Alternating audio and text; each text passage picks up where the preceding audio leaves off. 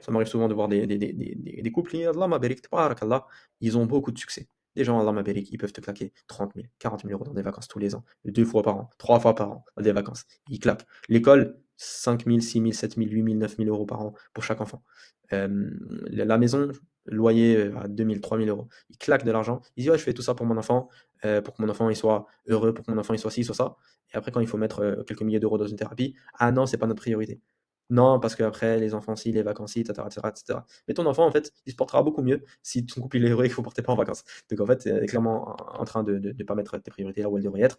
Et donc là, évidemment, si tu penses comme ça et que tu penses que c'est un problème et que c'est pas un problème important, tu vas jamais changer les choses et tu vas te réveiller dans 10, 15 ans quand ton enfant va te détester, quand ton enfant va t'insulter, quand ton enfant va prendre de la drogue, quand ton enfant va quitter le foyer, quand ton enfant va échouer à l'école, quand au lieu de faire une grande carrière, ton enfant, il va faire le tour du monde, il va aller en Thaïlande jouer de la guitare autour d'un feu de camp avec des ladyboys. C'est ça la vérité. C'est que quand ça va arriver, tu vas te réveiller et je souris, mais j'aimerais pas sourire parce que c'est des choses qui sont arrivées à des gens. Et j'ai vu des gens tomber dans ce piège-là.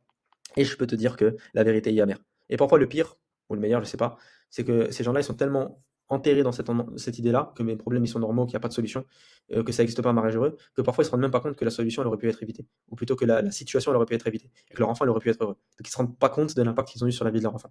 Mais toi, tu pourras pas t'échapper parce que je te le dis, ça aura de l'impact sur la vie de ton enfant. Donc, fais quelque chose, Inch'Allah.